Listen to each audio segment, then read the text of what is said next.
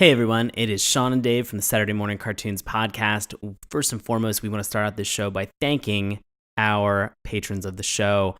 These people have gone to patreon.com/Saturday Morning Cartoons. Remember, that's morning with a U, and have pledged to help make this show continually successful. So thank you, Derek Haynes, Dr. Jason Woods, Jamal Newman, Melanie Harker, Allison Keene, the one and only Sean Paul Ellis, and David Trumbore. Now, it does sound kind of funny that we're thanking ourselves and some people's names who are very familiar to the show, but we want to let you guys know out there that we're not just asking for you to make contributions to the site, we are putting our own money in as well, because we want to make this show as highly produced, as entertaining for everyone, and as far-reaching as possible. So we are definitely throwing our own green in, and we appreciate anyone else who does the same.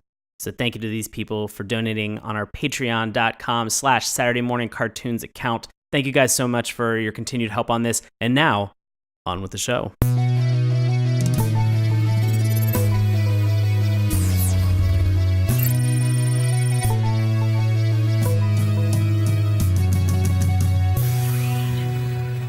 Hello and welcome to Saturday Morning Cartoons, the weekly podcast that revisits, reviews, and ridicules some of the world's weirdest animated series.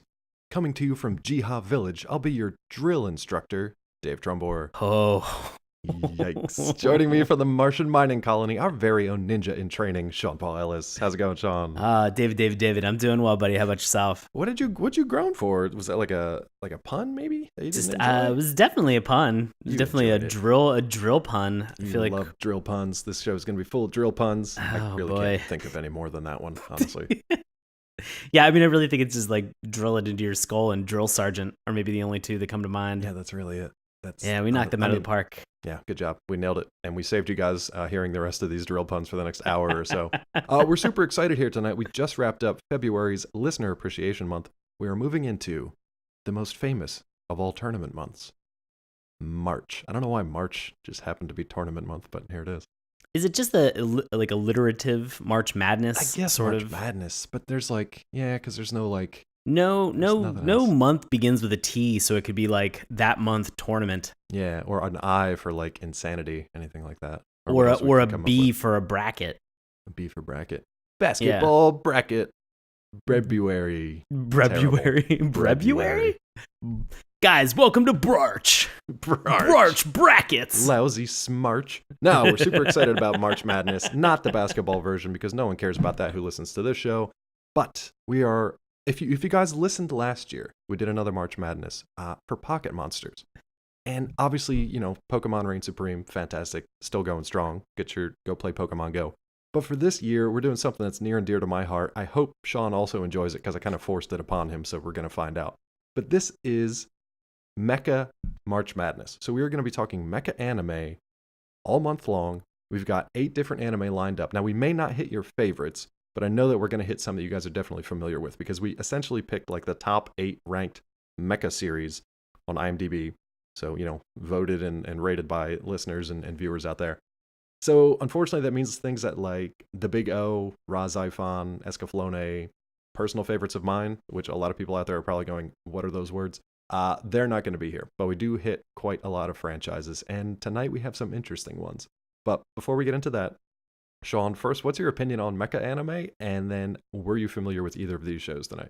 I am a huge fan of Mecha anime. I watched a lot of Mecha anime, a lot of Big O, a lot of Neon Genesis Evangelion in college, and so I was huge, enormous fans of them, and it sort of just rolled into that entire genre. So this is not torture for me. I like that you had set this up with like, maybe Sean doesn't like this and maybe I'm subjecting him to something that's going to be awful. But no, like you said it and there was no dispute for me. I was like, yeah, I'm 100% on board with that. Nice. Yeah, I'm cool.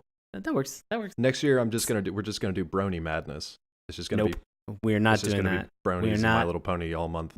We are 100% not doing that. I mean, but you said offline that you were totally cool. I don't know why this is an issue now. This is why when we're live now it's an issue. I don't understand. It's just an issue because I feel like there's not enough My Little Pony shows to do it justice to be able to put into a bracket. I mean, I'm 100% like, I can't remember. They were toys in the 80s when we were growing up, but was it an actual cartoon as well? I honestly can't remember. I'm just I don't remember either. But I mean, I know that there's the My Little Ponies. It's like Friendship is Magic show that has there was a spawned. My Little Pony Adventures. I think that might have been an 80s one. Okay. Originally. I feel like that is what spawned the modern day brony phase. 100%. I have never really watched. Oddly enough, I think I owned one or two My Little Ponies when I was a kid growing up, but I don't believe I had ever watched the show. I feel like for me, it's the opposite. I may have seen it once and just been like, I don't know what this thing is. And then I don't think I had any of the toys. Yeah. Yeah. I mean, 2018 Brony March Madness is going to be great. God damn it, Dave. It's going to be a good time. But as far as these shows we're starting with tonight, now last year I kind of goofed. I started with the best, so the first seeded, and the last, the worst seeded, which is still great when you're talking, Pocket Monster shows or tonight Mecha Anime. But pitting the first against the worst in the first episode was not great because then we just marched on towards mediocrity as we reached the end of the month. So this month we're going to start with mediocrity and start in the middle of the pack. But were you familiar with either of these series tonight? I'd never heard of or watched either of these shows, so these were both completely new to me tonight. Yeah, pretty much for me too. I'd heard of the first one because it has a very odd name, but I had no clue what either of these were about. And weirdly, this was not planned. They have somewhat similar plots. A little bit. Which is very strange. Like some specific things are just like weird that these just happen to be lumped together. I feel like a lot of them are going to have very eerily similar plots, that there are going to be a lot of points that we're just like tropes that we're going to see sort of in the whole mecha world. They're going to hit us over and over and over again. Because if you're showing up into a mecha cartoon and you're just like, oh, I got this pretty sweet mecha already and I'm doing stuff, like that's Zoids. You're just jumping into Zoids. Like not new, or what was it? Genesis, New Century. New Century. Or yeah, like it's like the third or like the fourth iteration of it, where it's just like, hey guys, we're just fighting ligers here, and you're like, all right, I get it. Like you guys are all cool, you have sweet robots, but for the most part, I feel like you have to discover or earn those robots in some certain way, or stumble across it, which has been sort of a common thing that I think that we're going to get into tonight. Yeah, I think we're going to see that at least 8 separate times. That's just my guess. Throughout the week, we're going to see it at least. And multiple characters can find multiple mechs. That's something that does happen in these series. Perhaps not in the first episodes, which is an important point because that is what we're watching for each of these series. In order to kind of make it fair to each of these series, we're not watching the finale. We are watching the first episode. So we're looking for them to, we're looking at a theme song. We're looking at the plot of the first episode. We're looking at the characters they introduce, and specifically like the human characters or the non-mech characters. And we're going to be ranking them on, personalities, how much we like them, their character design, things like that. We're specifically looking at the mech design as well, and we're going to rank it on that. And then we're looking at the battles. We want to see how the action plays out, whether there's just mech battles, whether they live up to expectations, whether there's other action stuff that goes on. So we're scoring each of these out of 5, and then we're going to tally them up. And at the end of the month, we're going to see who wins. But each week, 2 mech series will enter, and only one will emerge victorious based on Sean's scores, my scores, and a special guest we happen to have in the upcoming weeks. So that's pretty much it. The only other stipulations, like I said, first episode, nothing like Transformers, right? So that's not mech. Those are like sentient robots. Those don't count.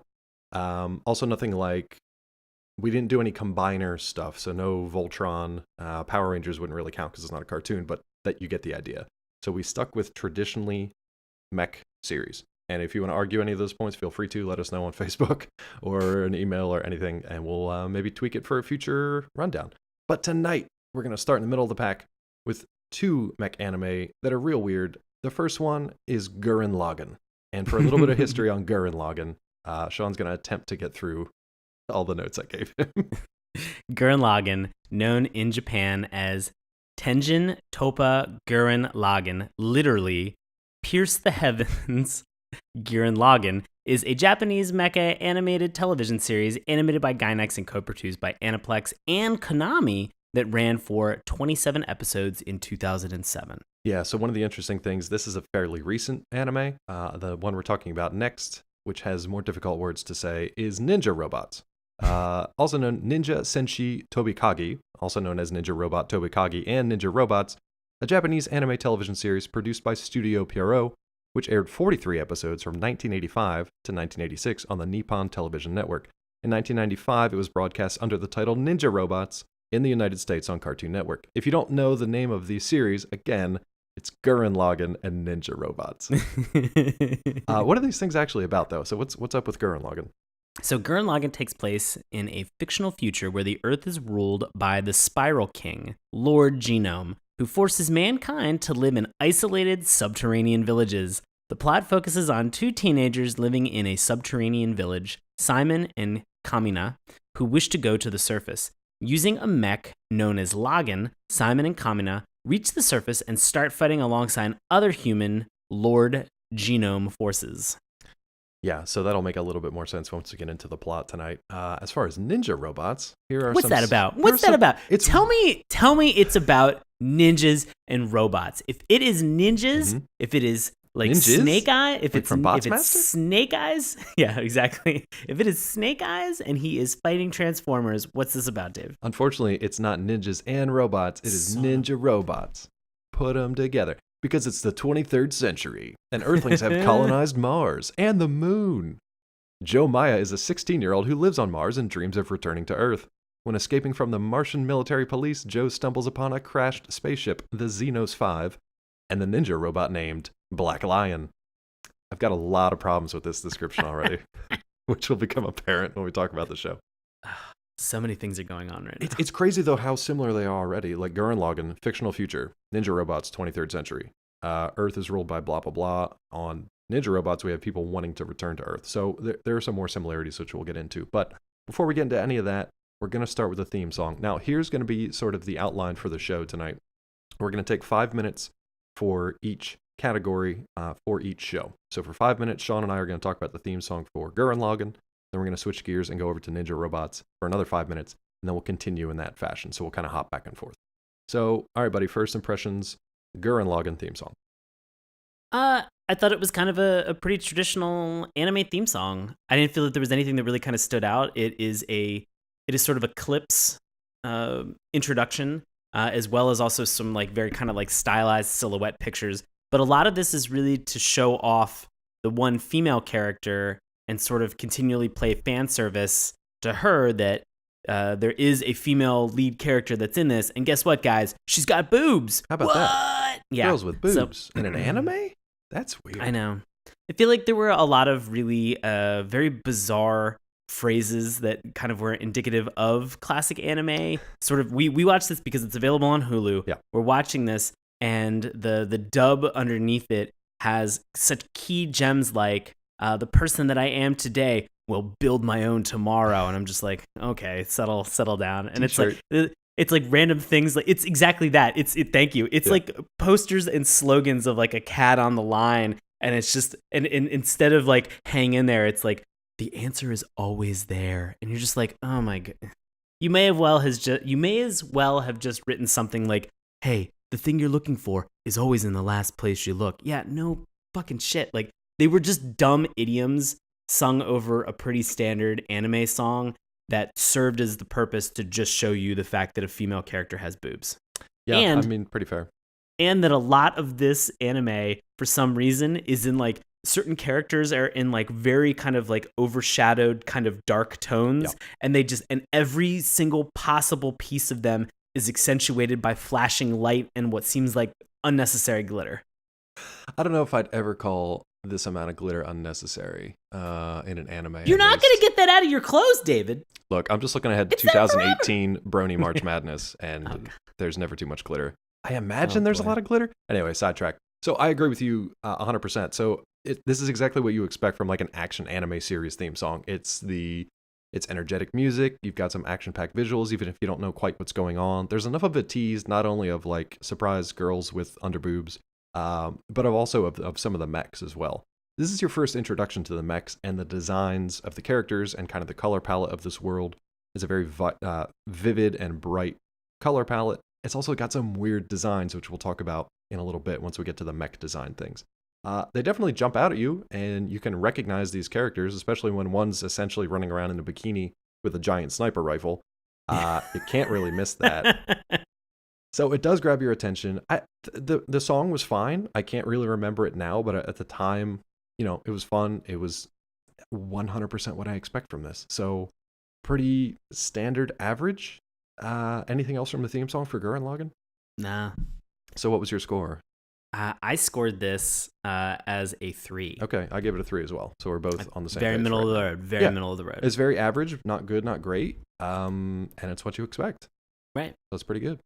Look at this. You were so concerned that we were going to have weird varying scores on all of this. Like I was going to said 5 and you would have said 1. We are on the same page right now, Dave. Well, let's get to the next one because I didn't even have the same score for both versions of this next theme song. Because one is god awful. It should not even exist. And the other one's okay. All right, so let's jump over to... You're about to get frustrated with me. I'm about to get frustrated. Let's jump over to Ninja Robots. Sure. So there were 2 versions of this because obviously anime, Japanese.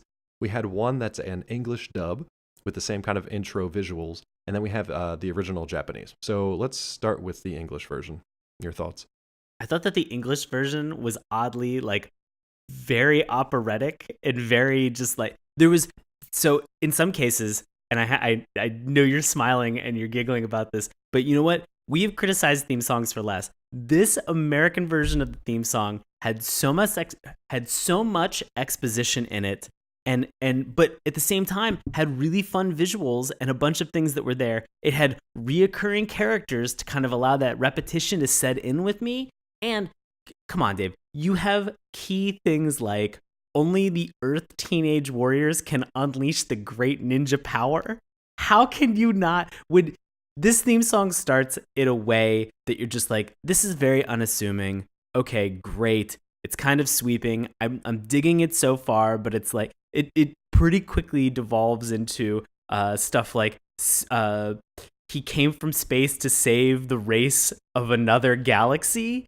And he does it, and it's he says he's fighting for the right in the universe and for Romana, the alien princess. And they show her like with a split screen of another alien female over and over again in this theme song. I'm just like, yo, I could relate to that. Look, this guy is fighting for a date. It is hard out there, guys. All right.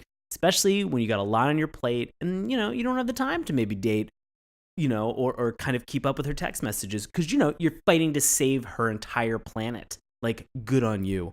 I kind of enjoyed this. Like, the lyrics were so insane over the top in the American version that I was laughing. Like, I can't say that it was my favorite theme song, but just in terms of the content that was there, I was laughing my ass off the entire time it was playing. I will say this. I remember this one more because I just say ninja robots about 50 times. The alien princess line cracked me up.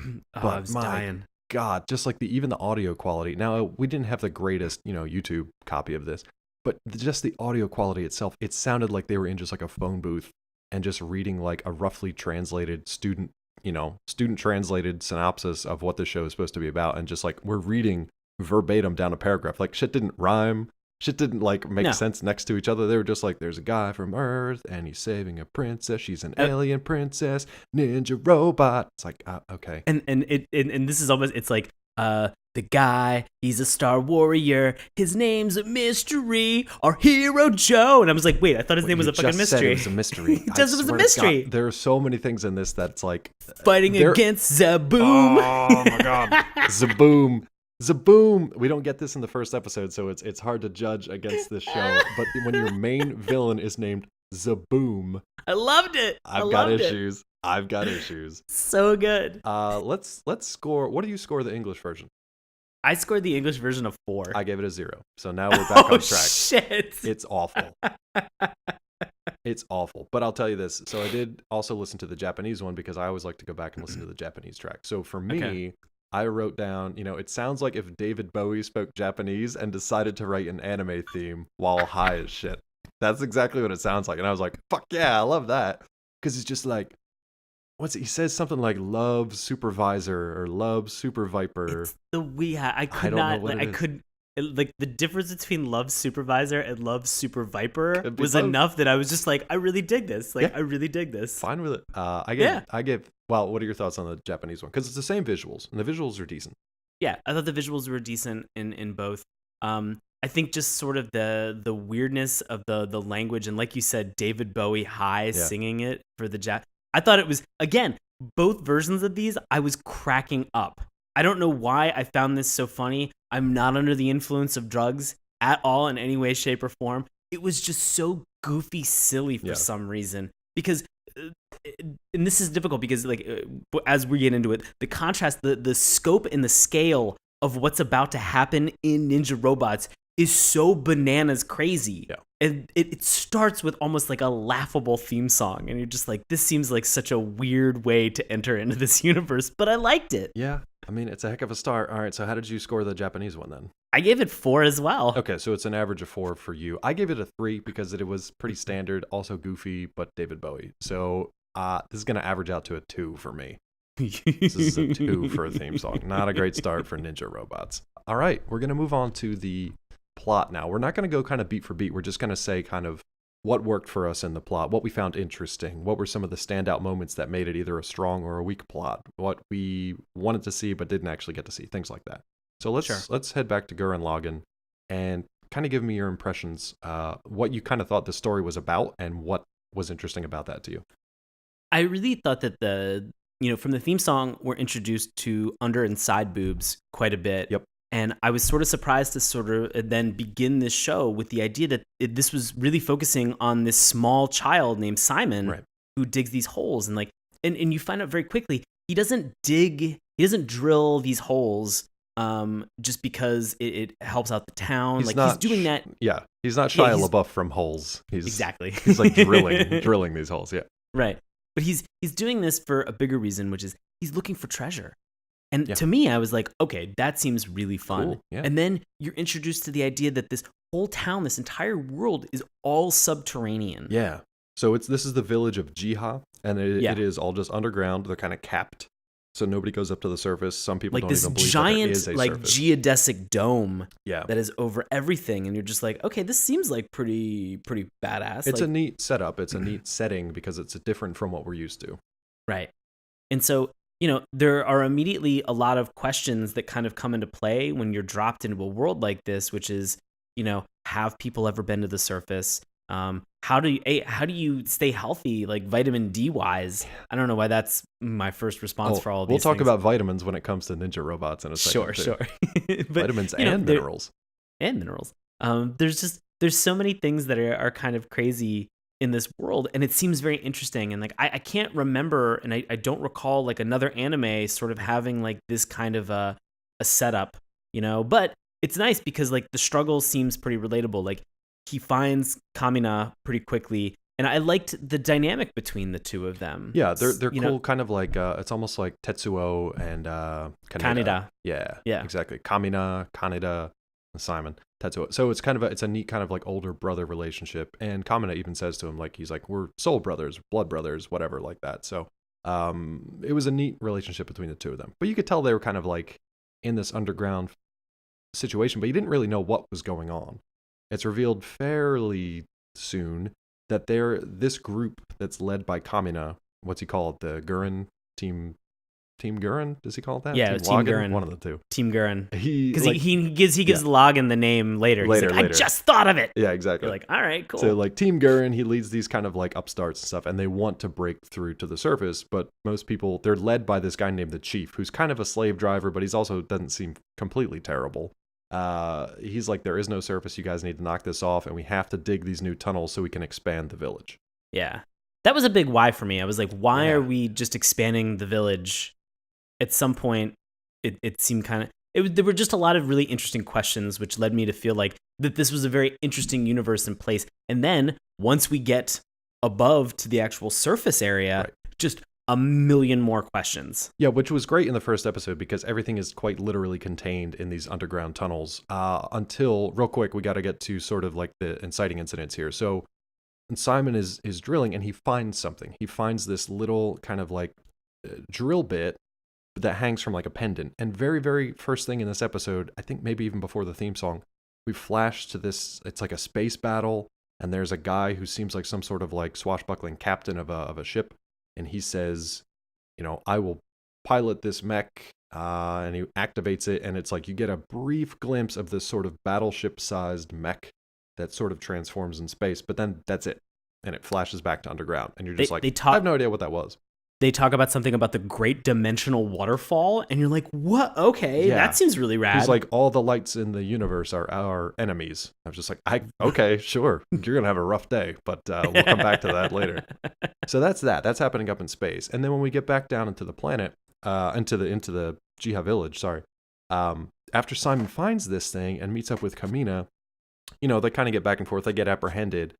Simon also finds something else. So he finds this mech underground at the same time as another thing from above crashes in on their village and sort of starts to cause chaos. And we're going to get to the designs of both of these things here in a second, but essentially, when that is introduced, that's when Yoko, Bikini Girl, comes in, guns blazing, and a battle ensues, and we will talk about that in our battle section. But before we run out of time here, any last moments from the plot before we score it?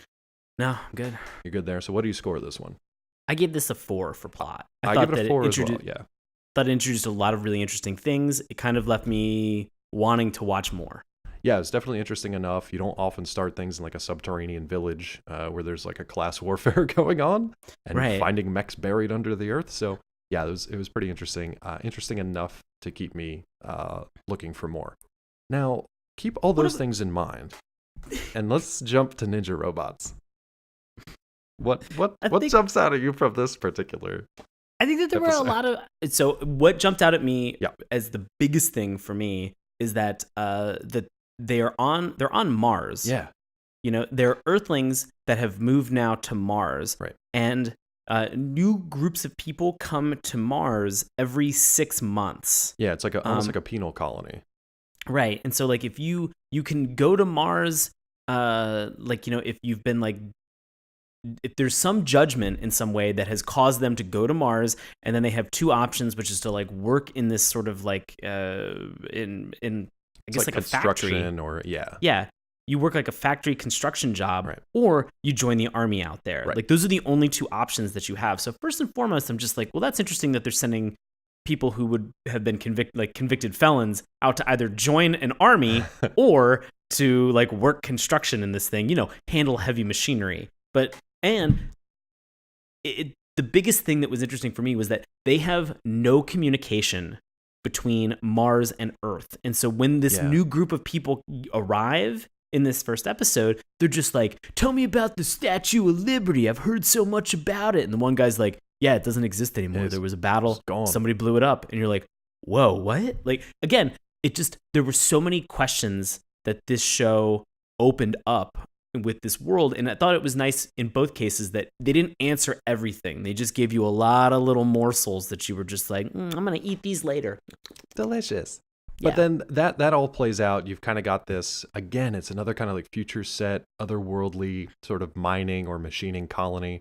You're introduced to the idea that you're either military or construction, and in order to get into the military, you actually have to pass a test. So it's not just a choice. You can't just choose to go one or the other. That's up to kind of like this overlord by the name of Hazard, who gets to decide these things, whether you pass or and go Doctor. I can't. We'll get there. We'll get there. I need to get to the character on that, because that line of dialogue was just like, I can't even finish watching this show right now. But the show like you were saying, it's subjective whether you get into this military organization or not. But sort of some of the big inciting incidences are there is a fight that breaks out in the bar sort of around the question that we mentioned about the Statue of Liberty exploding. Right. Basically, like the new guys who arrive from Earth are telling these stories. The old guys, either from Earth or have been on Mars for a while, are just like, I don't believe it. You're full of shit. This is the inciting incident for our hero Joe and his brother Mike, where Joe punches and then kicks a guard. They begin to run away, and as they are fleeing town, like GTA style, with like five stars like on the top of the screen, and all these cops and everything are running after them.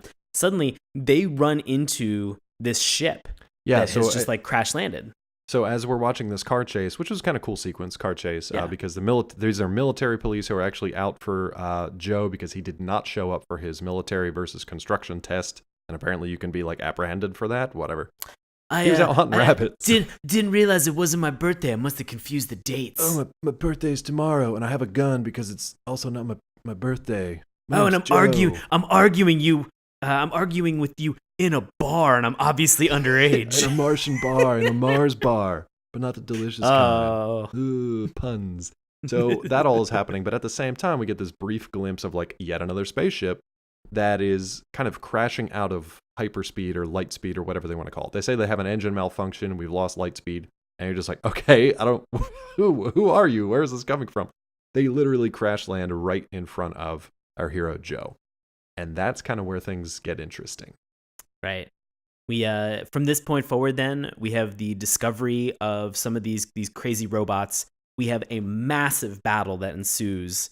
That is pretty much all of the Martian, like the Martian human defenses, going toe to toe against these giant robots that have like sickles that are just like in really cool fashions, just ripping planes apart, or spears, and they're just stabbing the shit out of these tanks and just flinging them in the air. Like these were all really cool things. Like you felt the scale of sort of what was happening because this battle was massive. Yeah, fair enough. And we'll get to more specifically about these battles in a second, but what do you rank the plot? What do you score the plot of Ninja Robots? I gave this a 4 as well. You gave it a 4. Now, I gave it a 3 only because it wasn't quite as, it didn't feel as fully developed to me. Like, I didn't understand why Joe was just such like an anti-authority dick. And then I think he was just an asshole. I mean, and that's fine, really but is that an arrestable offense? Like, it just seemed, there wasn't enough, like, being oppressed and literally underground and wanting to break free to the surface. That makes sense to me, and that's a cool idea. Being on this colony and then just being like, I'm a jerk teenager who's not really 16 yet, and I'm just going to go fight. It just, there wasn't enough there to kind of like give it that extra point for me. So 3 for me. I might come back to that. I might come back to that. You're going to love my YA novel that's coming out next month. It's called Jerk Teenager on Mars. It's going to be great. And it's just a teenager who makes jerk chicken. So interesting. A little not bit where of I thought you were going. It kind of throws people off on it. So it's the sequel to John Carter. Or the preprequel to John Carter, I guess. Disney's going to make a movie out of it, and they're going to spend $300 billion. Christ. All right, let's get into some of these characters now. So we're going to jump back to Gurren Lagann. And we've basically got 3 main characters, and we're going to talk about them now. So, I mean, start wherever you want. You can start with the little guy. You can go in introduction order, or you can start with the boobs. Whatever you want, bud. I love the fact that you set this up of you've got little guy, cool bro, boobs. That's pretty much it. Like, I hate to say it, but my notes are not extensive here. It's like, that's it. And they all work great. They're fine. But I thought that these were pretty interesting character designs. Again, kind of like very, as you had mentioned, like they're very flashy. They're very interesting. We have Kamina, who has these kind of like shoulder and arm tattoos, which are interesting. But I want to say like everything kind of felt standard anime that I've seen in other places before. Right. Nothing felt like new or interesting or sort of out of place. And like you mentioned, all of kind of like the stock background characters, like you could lump together and just say like, oh, you're A, B, and C. Got it. Yeah. Like, it was like the same. Yeah, a bunch of smocks. It's just a bunch of faces with just a smock on it and like slightly different hair, with the exception of maybe the chief. There are certain cutscenes where like you kind of see like the battle that's ensuing, and you see like a handful of people over in the corner, and like they're very plainly or basically drawn with just like a circle for a head and like two dots for eyes and like a frown, like, oh no, just like emojis, like there's a huge thing that's about to fight us. It's just they were very basic, but I'd say for the 3 main characters, interesting stuff that we've all seen before. It's just maybe we haven't seen it in that combination. Yeah, it was very kind of typical anime style. So think like One Piece, how you have like an anime character, or you have a character on that show that kind of jumps out and becomes known for one particular article of clothing or one particular style that they speak or talk or move or whatever. That's kind of what we've got here. So Simon is probably like the least descript of all of them, even though he's kind of the main hero here. He's like kind of small. He's got the goggles, but then he has that drill pendant that he has with him, which will come into play later. And that's pretty interesting. Kamina is probably the next most obvious as a standout, because he walks around, doesn't have a shirt on, has like tribal tattoos, has crazy like triangular sunglasses that he wears eventually once he discovers that there is actually a sun. Again, this brings up a lot of questions like subterranean fashion. Like, why does nobody have a shirt on? If you're like a hot person, you don't wear a shirt. Why is everybody wearing smocks? Everybody else has smocks. So if you're hot, no clothes. If you're not hot, you're pretty average, you wear a smock. And sometimes you don't even get a full face drawn in. Why do we need bikinis that are barely there underground? Not 100% sure. So subterranean fashion is an interesting thing in this show. I will say quickly, there are some other creatures that kind of occupy this space too. So we've got kind of like giant moles, which our heroes try to ride out into the surface at one point. Those are kind of cool. There's also this little thing. I don't know what that is, like a vole, like a little critter. Yeah, it looked like it was a little vole. Which at one point Kamina tries to eat, and at another point buries itself in Yoko's cleavage. Yeah. That happens a lot. Numerous people bury themselves in her cleavage in this very first episode. Because didn't somebody make the comment then? They were like, best meat in the breast meat? I think he actually said breast meat in breast meat because he was trying to eat that thing. He was like, you need to grow up plump and delicious earlier. And he was like, oh, it's breast meat in breast meat. I think the next minute and a half can be devoted to to Yoko. Yeah, and I think you actually brought up the sort of the One Piece parallel with this. Mm-hmm. Like there are she's basically Nami. Yeah. She looks almost identical to Nami. Yeah, except wearing less her clothes, character. Believe it or not. Yeah, except wearing less clothes, which is amazing. Like all of these characters, I think you could have pulled them from One Piece. Yeah, I mean, I don't know if this started as a manga or not, but easily could have been inspired by that. She makes a cool introduction, I'll give her that. I mean, boob stuff aside, like she kind of busts in once this giant monster thing falls in on the village, and she kind of comes in blasting with this massive sniper rifle, and she kind of meets these guys on the run, and she's got a cool style to her, but then the sexual stuff is a little cringeworthy. It's funny, I guess, but it's also like, I've seen this before, it's always a little uncomfortable, and I guess here we are. No, it's difficult. I mean, look, we're in our mid-30s, and to talk about fan service at this point sort of seems like it's, I mean, let's not bullshit. It's great to look at, sure. You know? And like some of the times, like it's kind of funny and it can be humorous, but it's also like when they overuse it, like it felt like they were really trying to push that angle very hard. They were trying to push a lot of angles sometimes very they hard. Really did. Yeah. In this first episode. And it felt like it was for that idea of like, let's show you fan service. And like, let's show you boobs. That's basically what it was. And it's fine. I mean, whatever. They did it a lot in the first episode. Maybe it'll just get people hooked and have them come back the next time, but it's fine. For me, the only reason I knocked it a point is because it doesn't serve the story at that point. When something like in, what's the one where the girl, Outlaw Star, right? When he opens up that package and it's like the girl's naked, but she's integral to the story, it makes sense. Right. That makes sense plot-wise to me and character-wise. Yeah. What did you score? So that this? nudity felt justified. Yeah. I gave this a 3. A 3? Same here. Yeah. So we're both on board there. Cool. All right. Let's jump on back down to Ninja Robots. Talk about the non-mech characters here. Now, remember, this does take place in the 80s. I don't know if you could tell that or not. I actually loved that. Okay. I love that design. I love that early to mid 80s style. Yeah. So I worked at a Blockbuster Video in the late 90s, and my introduction to a lot of anime that they had on VHS, that's right, VHS, back in the time was Bubblegum Crisis, 80 Police Files, Heroic Legends of Arislan, and so, and plus the original just like straight Dragon Ball. No Z, no GT, no nothing else. It was just straight up Dragon Ball. Right. And like, these character designs reminded me so much of that style, that art, the kind of like the same color that Bulma has for her hair, that kind of like turquoise, kind of like blue. Like, I really loved it. And it seemed like, and I will say this, which I think was a huge positive on this, there was a huge variety of characters. They were not at a shortage. Even the background characters, even the guys that came in from Earth that were new to Mars at the bar, one of them looked like, weirdly enough, like either like a young Richard Branson or like a young Robert Redford. Sure. And so there was so much variety, and they were so interesting. One guy kind of looked like a weird Steve Buscemi. It was all over the place in terms of what was there, and nothing felt boring. Everybody kind of felt like, regardless if they were being an asshole, or if they were like in love with Jenny, or if they were just not willing to admit that they were in love with Jenny yet, but they still wanted to start a tussle. Oh, that's not where I thought you were going. Oh no! It's like, ooh. It felt like there was enough of variety for this to keep me interesting, and I felt like these characters had, as a result, because of the multiple character designs, I felt like they had personalities. See, now to me, I like that they did have that variety of characters, but the individual like personalities, they came through, but they weren't established well enough to really make me like anybody here. Like, there was nobody here that I was like, who should I be rooting for? Like, there's the a-hole who just like shirks authority, wants nothing to do with Jenny, or at least says he doesn't. There's the other a-hole who just literally just gropes her. She's 16, by the way. We should make sure that everybody knows they're like teenagers. Yeah. There's the other guy who only stands up for Jenny like when she gets groped and then just like gets in a fight.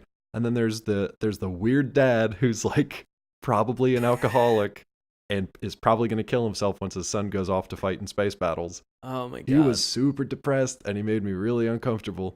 I don't know. But I mean, there wasn't anybody I wanted to root for. There wasn't anybody I cared about. I thought that was actually well done, because I have to imagine that the isolation of these people on Mars, like we said, they only get news and information from Earth every 6 months when they have new like penal colony members that are joining their terrible ranks of depression. And so, you know, I kind of like that. Like everything felt very severe. It felt depressing. Like this did not feel like a good situation that we walked into. And like you said, I feel like maybe later on we're gonna find somebody to root for. But right now, you're right. I don't think that there was anybody that stood out as somebody of just like, hey, I want that person to be successful. Oh, because you mean everybody was shitty. You mean everybody? Dog tack wasn't a big plus for you? No, I mean I've been fighting for Hazard or Doctor. So here's the thing. So here's the thing with Doctor, right? So Hazard walks in with this group of people who just arrived from Earth, and he's like, "My name's Hazard. This is Doc." And the guy comes up and he's like, "My name's Doc Tack." And you're like, "What the hell was that? Like, you guys don't know each other? Did you not rehearse this?" But the crazy part is his name is Dog Tack. Shut up. Yeah, it's none of the two things that they said on the actual show. His name is Dog Tack. It's terrible. Speaking of terrible things, here's why I really want to knock it, because the voice dubbing in English is god awful. It makes it really difficult to watch this cartoon. And there are terrible lines like, rabbits are full of necessary vitamins and minerals. I can't. There's a lot of weird 80s cartoon misogyny that I wish didn't exist in this. When Jenny brings over a roast at some point, and she's bringing it in, and our main hero, Joe, cool is Joe. His dad is just like, "Oh, thank you for bringing that," and she's like, "Oh, doesn't it look so delicious?" And our hero is just like, you know, when are you gonna learn to cook? Yeah. Like, oh, your mom make that? When are you gonna learn to cook? Yeah, because if you don't make that, it's gonna be real hard for you to get a husband later on, and you're just like, okay. It's like, all right, Joe, done. You didn't even shoot it to begin with, and then she cooked it up for your ass. Just be grateful, you dick. There's nobody on the show that I'm like rooting for at this point. So that's one thing. I'm hoping that everybody, through the course of this show, I'm hoping that everybody in this series dies. Yeah, and we just get new, better heroes. Right, and but I hope that in whatever their sacrifice is, we're just like, oh, you know what? I could kind of appreciate that person. Sure. I don't want to 100% appreciate them, just kind of. And speaking of 100%, what do you score this? The characters and character design for this one? I give this a 4. I thought that there was a good variety, and there was an interesting mix, and I liked it. I liked it. Fair enough. I liked that old anime style. Yeah, I gave it a 3 only because I was like, look, this is like the old anime style, but it looks too much kind of like Voltron Force. Everybody kind of looks like Keith or, you know, the Voltron Force guys. I was like, all right. And then I didn't really like any of the characters, so I'm not going to give them that extra point. So a 3 for me. All right, cool. Now we're getting to the thing, what we actually decided to do this March Madness for, right? The actual mechs. So now we're going to talk about the mechs for a few minutes. So good God, Gurren Lagann, let's talk about these things, because I still don't even 100% know what's happening. I don't. So what's up with this main thing that we're fighting in this episode? Yeah. Looks like the top of the head of what was it, like Cubone or Marowak, like whatever the Pokemon is. Yeah. It's a skull. It's like a dragon, it's like a giant headed skull with like super sharp teeth. It kind of looks part bullish, maybe dragon, but it's mostly just that. Like it has arms and legs, but they're so tiny small that it's mostly like its body is essentially just its head, and its arms and legs kind of junk out from that. I don't know if you can use junk as a verb that way, but I'm using it anyway. I liked it. It's so weird to look at. It looks like, I don't know, it looks kind of like MODOK, right? So if you know the X-Men character Yeah. MODOK, tiny little arms Exactly. and legs and a massive head. But that's what all these things look like, at least in this first episode. And unlike MODOK, these things are massive in scale. They are enormous, and they are like. And I'm not saying that MODOK's not powerful. I'm just saying that these things are physically aggressive and moving very quickly. Yeah. You know, you think that like the size and the scale and sort of the majesty of these things would come with sort of a slower response, Some sort of like physics decreased involved. speed. No, these things are moving fast AF. And they are just destroying everything. And like this head thing, we don't really even have a name for it. I don't think it's ever given one. I think she calls them gunmen at one point. Gunmen. Because it's like a knock on Gundam, I guess, or maybe it means something else. I don't know, but it sounded like gunman. But like you never really understand whether gunmen is like a type of thing that's in it or that one guy. Right. And so, I mean, it was interesting. I love the fact that at some point they get stuck on the top of this gunman's head and he's kind of swatting with his arm and he cannot reach. Yeah, because his arm's too tiny. He's a tiny little T-Rex arms. What's interesting, though, is the size of this thing. You'd think, okay, well, Simon found the other thing, which Kamina eventually names his Gurren Lagann. So he names it Lagann. And he finds this thing, and you're like, okay, cool. They're going to be like squared up, right? They're going to be matched up. No, this is not what you're expecting. When he climbs into this thing, it's just like, you just see its face. And you're like, cool, there's going to be so much more to it underneath all this rubble. No, you're disappointed. It's just a face. It was MODOK. It was definitely it was like yeah. Which like if MODOK didn't have a brain, if you just sat in his brain pan, that's essentially what Gurren Lagann is. I was so disappointed when I saw this. Look, listeners out there who are freaking out, I know there's more to the series. I would like to watch more personally. I know eventually we get up to like an actual like giant robot fighting thing. But for this first episode, it's just a face with its skull kind of concaved out. It's a face with arms and legs and a drill nose. And he's got spring legs. And his spring legs, and he's got a super, super strong cranium. I did like, and we'll talk about that in the battles, I did like his design because okay, let me preface that. I hated his design, but I liked the little things that they added to it. I hated that he was just a face that they were jumping around in, but I love that they added little flourishes here or there. But that to me is like, it's just so weird, you guys. It's cool that it can take a beating. It's cool that he's got some weapons and you can like superpower him up with that drill key. It's not enough for me. You're just flying around in a giant face. What about you? I thought that was actually really weird. You liked it? And when I say weird, I mean like I really enjoyed what was actually happening because you have these heroes who are kind of given this thing for a first time. Like you have no idea what these gunmen or these other monsters are. And it was sort of like a very David and Goliath type battle. And you obviously, you knew in this, which is very different from Ninja Robots, like you knew who you were rooting for in this cartoon. Like you wanted them to be successful. And sort of at that moment where they're able to power up that little MODOK head guy with the final turn of the key that like kind of it increases all of his power and like it allows him to drill up to the surface.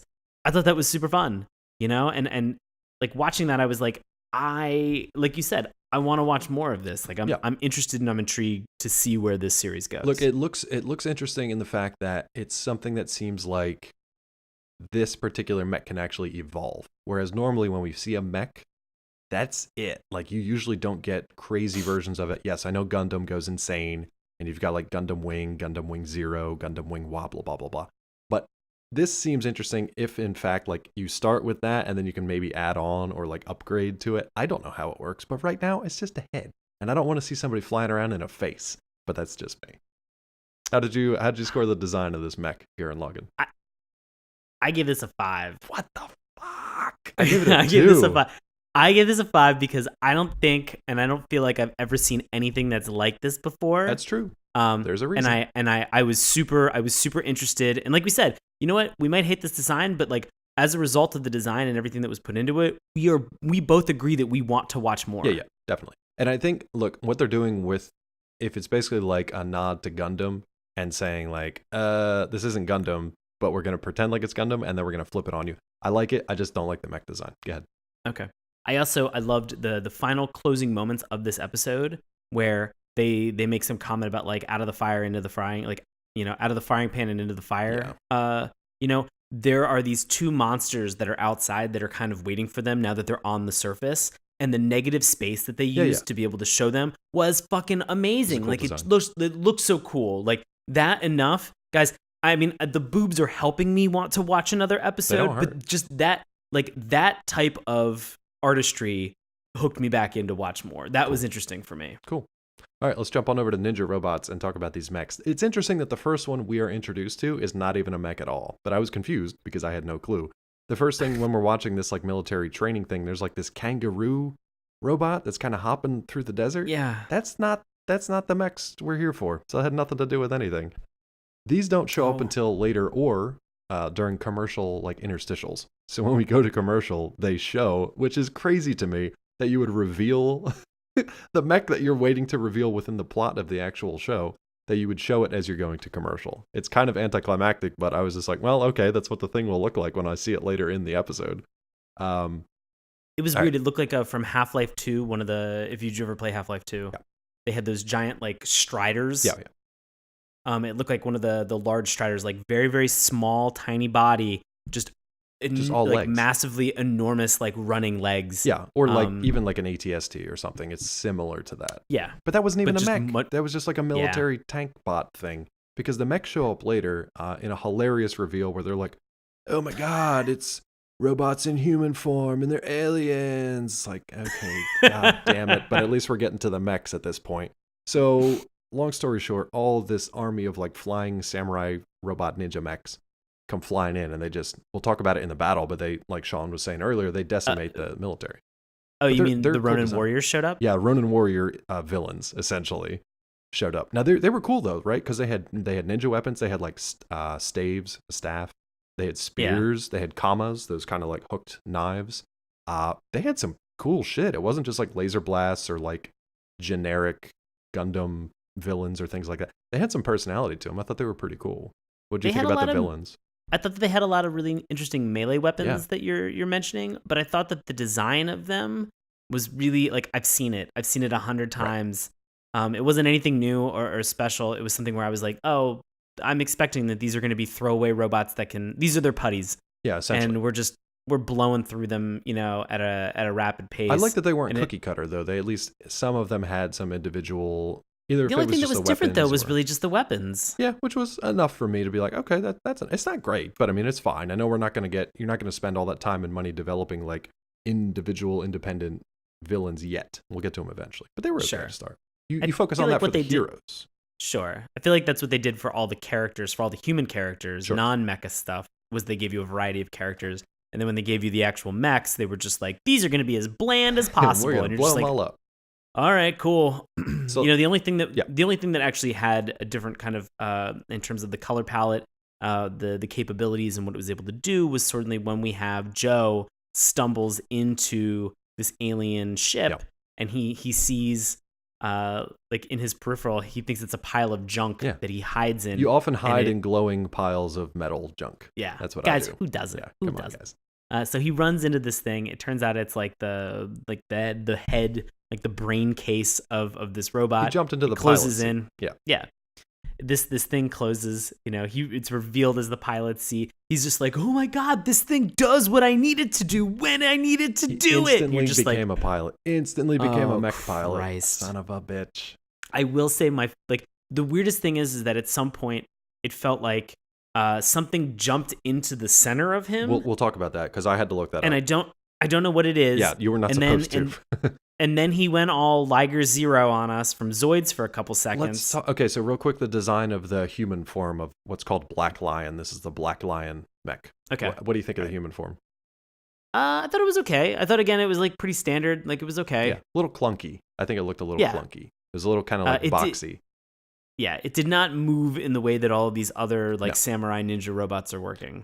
So what happens real quick? There's something called Cybertron. Yes, you may recognize that word, Shut Cybertron, the fuck which up. is a smaller ninja robot that will sometimes mysteriously arrive and just like fuse or help the other ninja robots, and it actually transforms them. So he showed up out of fucking nowhere, transform this thing into what looks like a gold triceratops. I'm sorry, but it doesn't look like a black lion to me. It doesn't. I thought the same exact thing. I wrote, "Is this a triceratops?"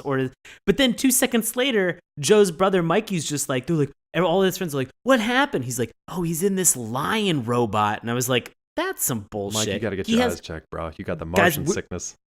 Guys, where we think like a triceratops has the horns that's on like its crest on its like headdress. Yeah. This stupid lion thing has 2 guns that are coming out of that are just shooting lasers and just eviscerating fucking everything that's in its path. It's not even a challenge. Makes no sense. But even though it makes no sense, what did you score this here? I actually scored this a little higher than maybe I had intended. I actually gave it a 3 out of 5.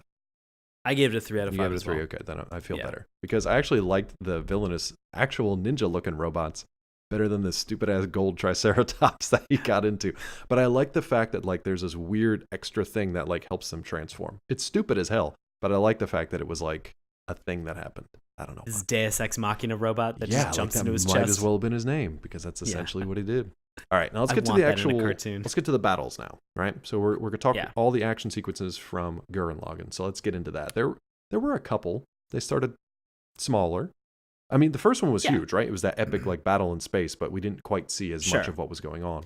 We didn't really witness that battle. No. We just sort of saw everything leading up to them loading this massive cannon and shooting at the great dimensional waterfall, or blowing up all the planets. I don't know. I mean, they're out to get you. So I don't know if it's like a Star Wars reference or what that was supposed to be, but I have no clue what's going on there. I was uncertain as well. But it's just interesting. All right, so let's talk about the subterranean stuff, because there's definitely, we get straight into some action with Kamina kind of leading this rush for the surface, riding on this pack of like moles and voles. That's something they call them like mole. Mole steak is the thing that they eat. Okay, right? So it must just be giant moles. Yeah. They're just giant, enormous moles that they've raised underground. We get a couple very like classic anime things where we have this charge of the moles that are coming up towards this dome that we've mentioned to break free, using Simon and his drill, and then the chief kind of like comically pulls out the sword and then just sort of like strikes Kamina like right in the face, and it just topples this tower. Like it looks like, from the scale of it, it looks like they have like 50 feet in the air. They have stacked all these moles. So it's comical. Like it's a very like it's a common thing that we've all seen in anime, and it was enjoyable. But it was kind of a been there, done that. Yeah, I mean the only other because thing... because what I thought was interesting then was when the dome actually falls. Yeah, it's from an exterior that force, battle, and it's exactly and has nothing to do with what the guys do inside. The only other kind of funny thing inside was when Kamina and the chief kind of square off a little bit. You get a glimpse of Kamina's abilities and his strength, because the chief is like whacking him straight up with his like wooden sword, and Kamina's not moving. He's not flinching. Budging. He's not doing nothing. Yeah. So it's kind of like that cool like show of strength to show that this guy is like a lot tougher than you think he is. But then, when the gunman, whatever, skull monster crashes through the roof of the village, that's when the real fight kind of starts. And that's when we get introduced to Yoko, which was pretty cool when she shows up. The 3 of them kind of find ways to fight together that, because they literally just met, like don't really work very much. It's all up to Simon. And Simon gets to use his drill key to fire up Face Robot and kind of save the day. And he does it in a cool way. So what was your take on that final fight with Simon and Gurren Lagann? Yeah, kind of as I mentioned, I know that you said that you were not a fan of just sort of the mech design itself, but like I mentioned, that final like twisting of the key and having him kind of power up and bust through this gunman, and which kind of like propelled and sent them up out of the actual like subterranean village and into the stratosphere, where suddenly they have that moment and then they drop. Like it was very fun. I enjoyed the battle. It was very quick. We did take a very long time to get to this battle. It was very close to the end of this first episode, to kind of have that propelling moment that sort of allows them to introduce all of the things that are going to make this anime very interesting to watch. I think for me, it was very silly. It was quick and it was very silly. Yeah. So when first of all, he's riding around in like a face, which is weird. And then he finds that, Kamina and Yoko are kind of like trying to distract this thing. Simon's riding around on this thing, and he finds that its feet have like these spring coils that can cause him to jump super high.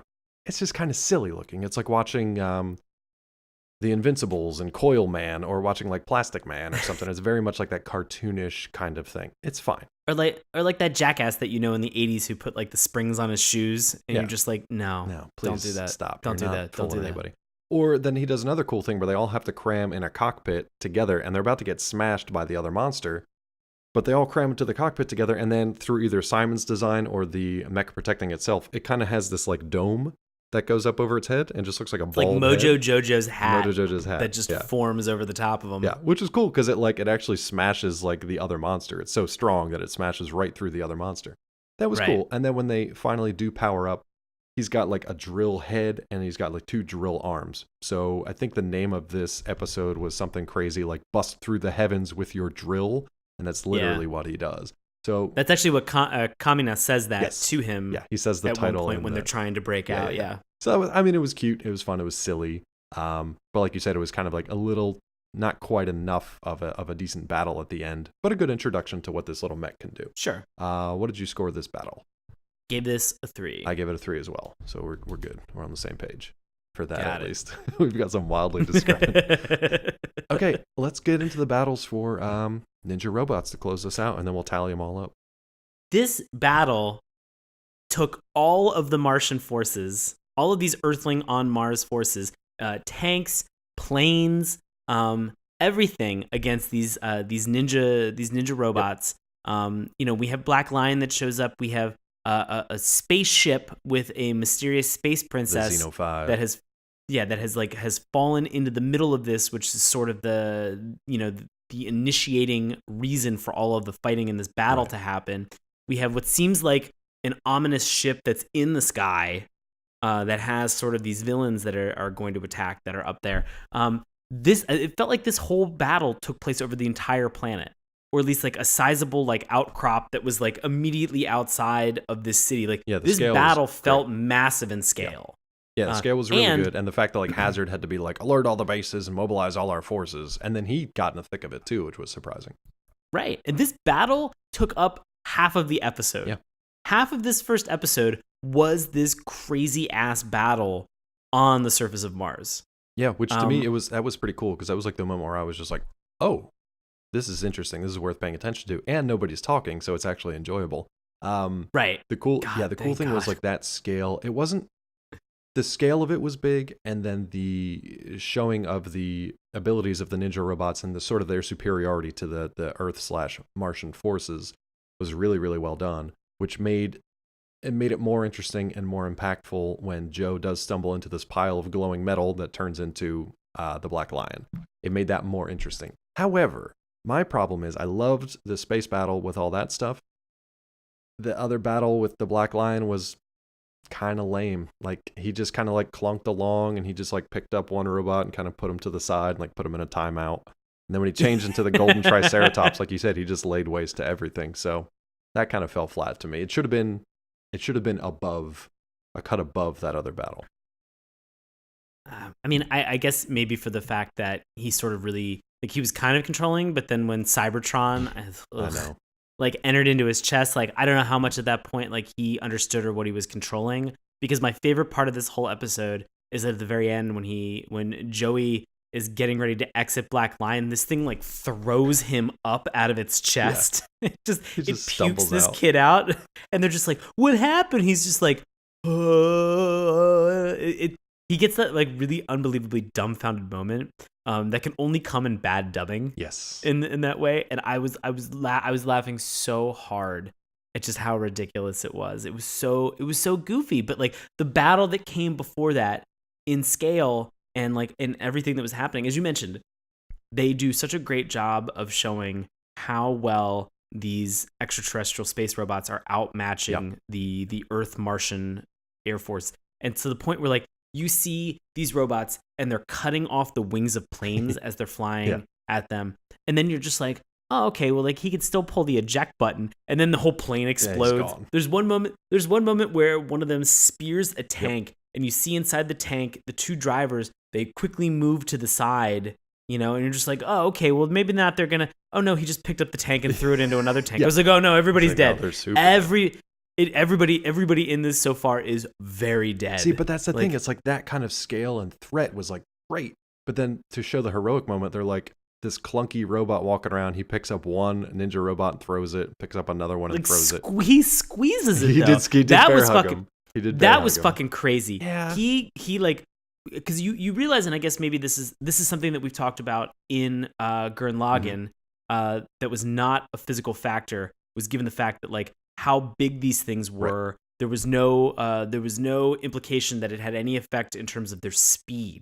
In this case, this black lion was bigger than all these other robots and was just very slow, very methodical. He's the Jason of these robots. Yeah. Like, I'm gonna find you, I'm gonna hold you, and I'm just gonna squeeze you, and you just see like tight. All the fluid pour out of that mouth. I was like, okay, that's a pretty badass moment there when he just like single-handedly just goes like he's crunching a Coke can in his hand and is just exploding. I was like, that's pretty fucking cool. It was cool, but to me, it was like, look, you crushed that one guy in a cool way. There are thousands of other guys out there decimating your forces. Like, I go to something like Gundam, where, like, if that's happening in space and then you see a Gundam show up, like, Gundams are like, holy shit, the Gundams are here. Like, they will take, like, one, like, beam cannon and just, like, lay waste to a whole squadron of bad guys, and they'll just light up.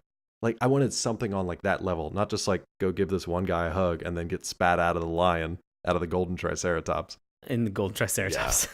So, I don't know. For me, that kind of fell flat. It was great, but all my points pretty much come from the space battle. So, what do you rank the battle?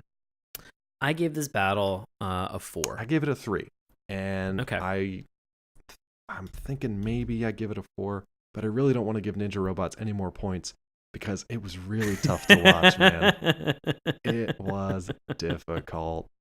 I guess it's maybe because I love that style of anime, that 80s style. Look, I would have too, but the dubbing just killed it. But I mean, but you're right. The dubbing that was on this was god awful, and it made it terrible. But for me, like, the second I recognized, even from the theme song, from the American dub theme song, of just how fucking crazy this was, I was laughing so hard, and that giggling just kind of cascaded into the episode itself. Thanks. I like that your giggles increased and my fury increased as I stopped this show multiple times. Look, listeners out there, check out Gurren Lagann. If you really want to punish yourselves, look for the English dub of Ninja Robots. But I stopped it 3 times just to be like, there has to be one more video out there somewhere. And they were all the same. All the same dubbing. I thought maybe it was like a fan dub or something that I stumbled on. Nope, it's just garbage. Yeah. Okay, let's tally them up. So what do you have for Gurren Lagann? I can tell you real quick. I've got 15 out of a possible 25. So it's like a 60, which is not great. But for the first episode of a show, for me, the mech side of things is actually the more important thing. And just the mech designs really kind of let me down. And then like the kind of hypersexualized factor took a little bit out of it. And I was just like, all right. But I think 15 out of 25 is pretty fair. All right. We have to call out then the fact that these shows are both instigated like by a guy being like, I want to get a woman. Pretty much. Like Gurren Lagann was just like, so... I'm gonna try to. I'm looking to smash. Yeah. And even in Ninja Robots, this guy was just like, I'm trying to space smash. Yeah. Like, he's looking for it. I mean, he's going after it. Go get it. The only way to get it is to jump into the chest of a giant mech. Get it. Oh man, what you got tallied up? I had an 18 for Gurren Lagann. That's not bad. It's better than when I have like 3 somehow and you have like a 28 somehow. So I feel pretty good about that. Let's talk Ninja Robots though, because I had a 14 for that, which is pretty similar actually. Okay. What do you got? I'm concerned. I had a 19. Okay, that's not terrible. It's not bad. I mean, we knew that these were both going to be in the middle of the pack. I mean, the numbers are pretty close. Yeah, they're pretty close. So that's what do we got there? 33, so like a 16 and a half for Ninja Robots, and we've got 33, so it's actually they're scored pretty much the same. Now that makes sense, and it's also sad because it means that the first episode of Mecha March Madness ends in a tie. Oh. So we might have to have a tiebreaker somewhere else. I almost changed a couple of points, but I'm not. If it would make you feel better, I think Gurren Lagann is the better show. I just think that like in terms of and this is hard in terms of the scale of the battle, I think we got a better showing from Ninja Robots. But I think that the mechs that were in that were very middle of the road, very bland, very boring. I know that you kind of disagree with me on that. I liked them just because, I don't know, I can't preface at the end of a show, but I should probably say that when I was in high school, I was part of a long-running, fan-run Gundam RPG. Super nerdy, played it online, played it with friends. So I was like super into the tech and the blueprints and the actual like making and designing of your own stuff. So I kind of like that more than like the silly side taking shots at Gundam kind of thing. But gotcha. Yeah, to each their own. I just thought that I thought that the battle was weaker in Gurren Lagann, but I thought that the mechs were more interesting because I don't think I've ever seen anything like that. I want to know why those are things. Like who built giant heads with little like T-Rex arms and thought that was a good idea as like a battle. Like a battle mech. Look, if it plays out in the episode or in the series and not just like as a shot at Gundam, like that'll be great. So if I change my point for Ninja Robot from the battles and I do it as a 3, then we get a clear winner, eking out by 1 point, right? You're gonna change it from a 4 to a 3? Yeah, I'm gonna do that. Lagann? Okay, I'm gonna do that. I'm gonna give it to Gurren Lagann. Cool. I think that's it. I think my math worked out correctly. I guess we'll find out. But, okay, cool. So Gurren Lagann wins this round. Congratulations, Gurren Lagann, and all your fans out there. Sorry, Ninja Robots. Better luck next time. But we still have 3 more weeks of this, so we're going to find out who is actually at the bottom of the pack, of the top of the Mecha anime series. But in the meantime, do you recommend both of these shows for people, or do they happen to get the dip by any chance? I actually would recommend both of these. I found them both interesting, with the obvious exception that we have said that Ninja Robot has terrible dubbing for this, which, if you're like me, it's comically bad. So it's worth checking it out just to watch how terrible this is. As we mentioned with the dog tax, with the Doc. This is Doc. This is Doc. Like these things are just fucking insanely silly. And it just, regardless of what the show is from this point forward, I'm always going to think about how I was introduced to this show and just laugh my ass through the first fucking pilot. Look, I'll tell you what, if enough of you guys subscribe to our Patreon campaign, we will buy the rights to Ninja Robots and I'll redub this shit. Redub it with a much better English dub. I'll recommend both, actually, just because I love Mecha. It's super cool to see ones that aren't like your typical Gundams or your typical things like that. So it's interesting to check these out. I would say try to find the Japanese original for Ninja Robots and do yourself a favor. But yeah, check them both out. And we've got our winner for the week. Congratulations, Gurren Lagann. Sean, buddy, what do you have coming up in the next couple of weeks for our listeners out there? Guys, as always, I perform live improv comedy in Washington, D.C. with a group called Nox. That's Nox. You can find us. We are going to be performing all throughout March. witdc.org for tickets. And as always, I'm on the Instas and the Twits at Sean Paul Ellis. Terrible. Dave, what do you have? I know. You can still find me at collider.com, nerdist.com, and davetrumbore.com. You can also find me on Twitter, or the Twits, I guess, at Dr. Claw MD. If you're interested in finding out more about this show, you can head on over to our Patreon page, patreon.com/Saturday Morning Cartoons. Remember, that's morning with a U. You can also find us SaturdayMorningCartoons.com. Find us on Twitter at MorningTunes. Check out Sean's handiwork on our Instagram page. Keep the conversation going on Facebook. And listen along each and every week to free audio podcasts through YouTube, iTunes, Stitcher, Google Play, wherever else you find podcasts. If you want to drop us a line, let us know what we got wrong about all this mecha anime stuff, or suggest another one for the future. Or if you want to get a real good head start on 2018's Brony March Madness month, send us an email, SaturdayMorningCartoons@gmail.com. I think, you son of a bitch. Son of a bitch. That's going to wrap it up for this week. We're going to be back next week with more Mecha March Madness. Thanks for listening. See you next time. Hey, everybody. Thanks a lot for listening to Saturday Morning Cartoons. Now, if you'll excuse me, I have to transform and roll out.